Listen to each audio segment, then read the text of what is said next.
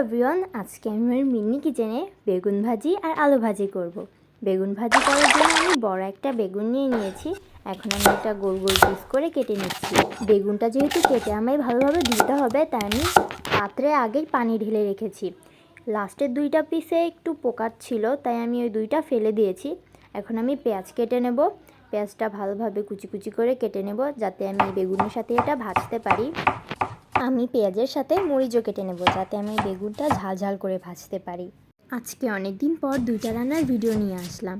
এর আগে তো আমি টাইমই পেতাম না, তাই দুইটা রান্নার ভিডিও নিয়ে আসতে পারতাম না, যে কোনো একটা আইটেম করতাম।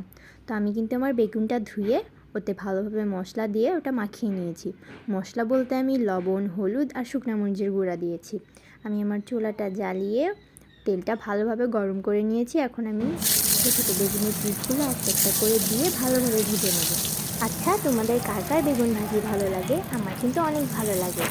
যে কোনো ধরনের ভাজি আইটেম দিয়ে গরম ভাত মেখে খেতে অনেক মজা লাগে, যেটা শুধু আমার নয়, আমি জানি তোমাদেরও নিশ্চয়ই অনেক পছন্দ। তাই আজকে করে ফেললাম ভাজি আইটেমের মধ্যে দুইটা আইটেম, যেমন বেগুন ভাজি আর আলু ভাজি। এই দুইটা তো রীতিমতোই আমার অনেক বেশি পছন্দ। আমি কিন্তু বেগুনগুলো লাল লাল করে ভালোভাবে ভেজে নিয়েছি। আমার বেগুন ভাজা প্রায় শেষ। এখন আমি বেগুন ভাজিগুলো এক প্লেটে উঠিয়ে নিচ্ছি। এখন ওই একই তেলের ভিতর আমি পেঁয়াজ আর মরিচ দিয়ে এটাও ভালোভাবে ভেজে নেব। এটা একটু লাল লাল হয়ে আসলে আমি ওর ভিতরে বেগুনগুলো দিয়ে আর একটু নেড়ে চেড়ে নেব। আমার বেগুন ভাজি কিন্তু এখন পুরোপুরি কমপ্লিট। এখন আমি এটা একটা প্লেটে উঠিয়ে নিচ্ছি। এই বেগুন ভাজিটা দেখতে যতটা লোভনীয়, খেতেও নিশ্চয়ই অনেক মজা হবে। তো খাওয়া পরে হবে, আগে রান্নাটা শেষ করি।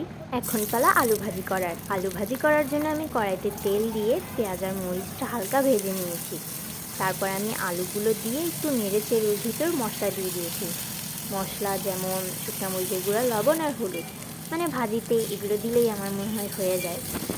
আলু ভাজিটা এখন ভালোভাবে নেড়ে চেড়ে হালকা লাল লাল করে আমি ভেজে নেব। এটা আমি ভালো করে ভাজবো, কারণ আলু ভাজিটা একটু ভাজা ভাজা হলে আমার বেশি মজা লাগে। তো আমার আলু ভাজিটা শেষ। এখন আমি এটা একটা বাটিতে উঠিয়ে নিয়েছি। তো এই হচ্ছে আমার সব রান্নার ফাইনাল লুক, আলু ভাজি আর বেগুন ভাজি। এটাও গরম ভাত দিয়ে খেতে অনেক মজা হয়েছিল। তো সবাইকে আল্লাহ হাফেজ।